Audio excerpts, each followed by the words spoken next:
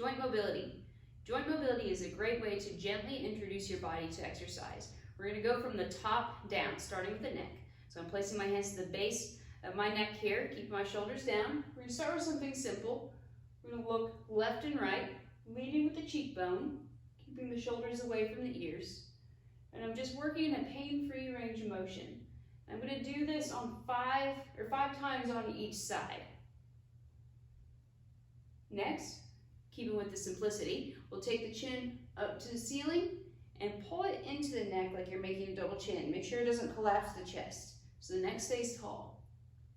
You can also jut out the chin at the top there like a major underbite, and then back down for even more of a stretch on the neck. You're gonna feel ridiculous, but man, it feels really good. So 5 of those. One more.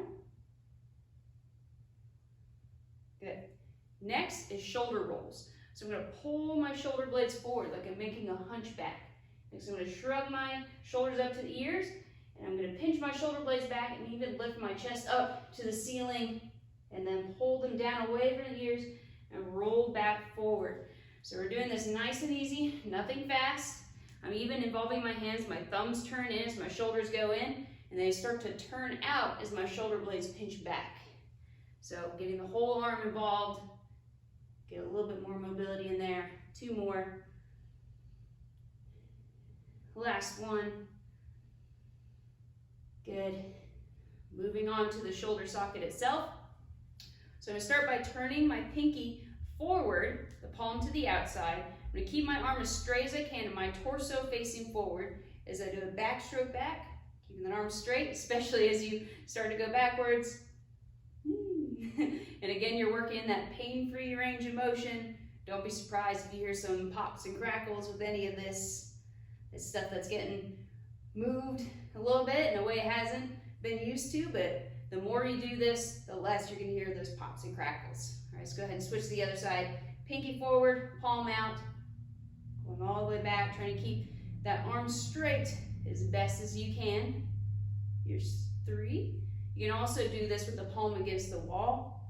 That helps with the intensity, a little bit more stretch there. Let's do one more just for good measure. All right, next is your side bends. So we got to talk about our tailbone tuck. So if I place my index fingers on my hip bones, I want to tuck my hips forward. It's like I'm scooping them up towards my chin. That engages my abs and it keeps my low back safe during this one.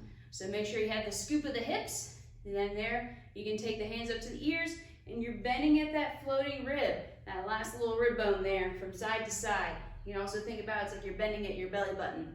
But just bend to the side until you feel a nice stretch, and then switch. But make sure the hips stay over the feet. Make sure the hips aren't pushing out. Keep them locked in.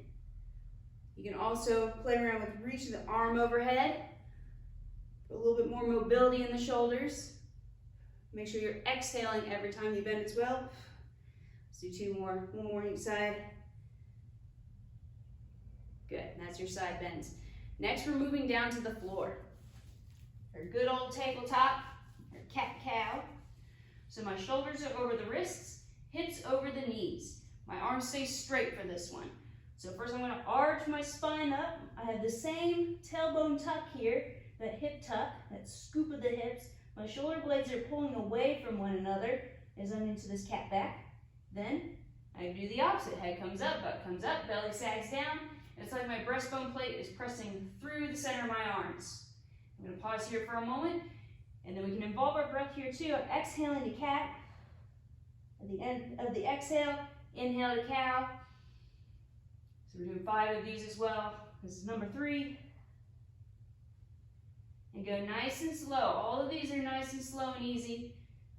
Remember, we want to be gentle with their body, especially if you're doing this first thing in the morning.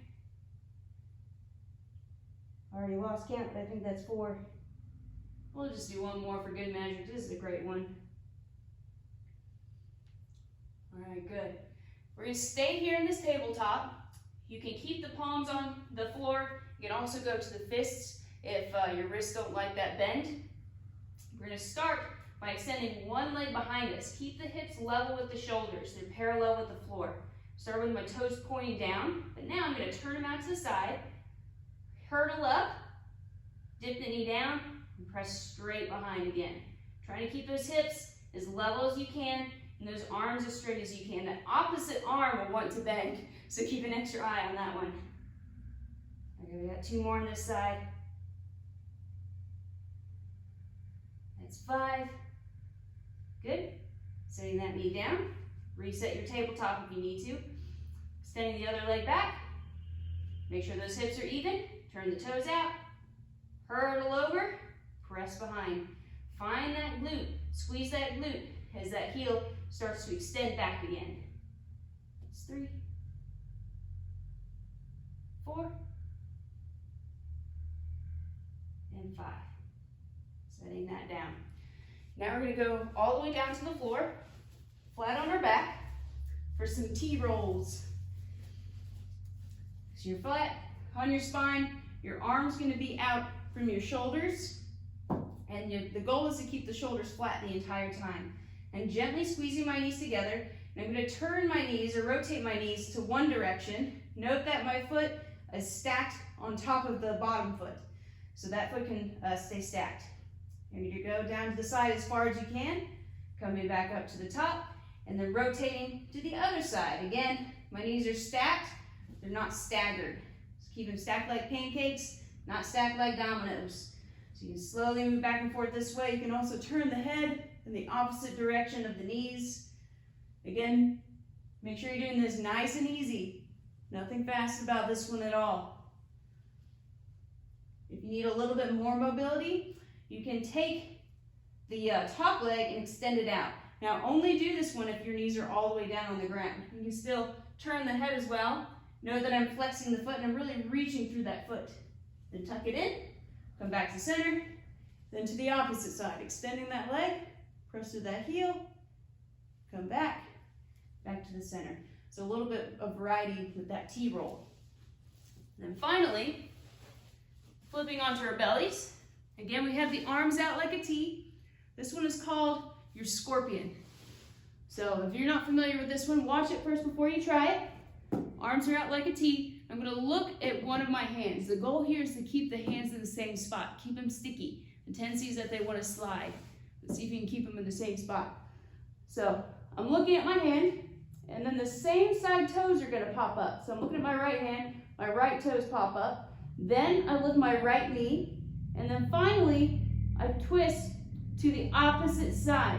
My hand is still in the same spot, and right here I have gravity taking over, letting my foot go to the left side.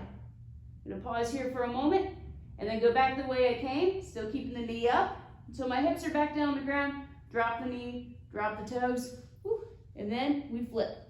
Now look at my left hand, left toes pop up, left knee pops up, switching to the right side, hands stay sticky to the ground. Pause here for a moment, and slowly reverse back the way you came. That's one on each side. Here's number 2. Go nice and easy. Again, there's no rush with any of these. The other side.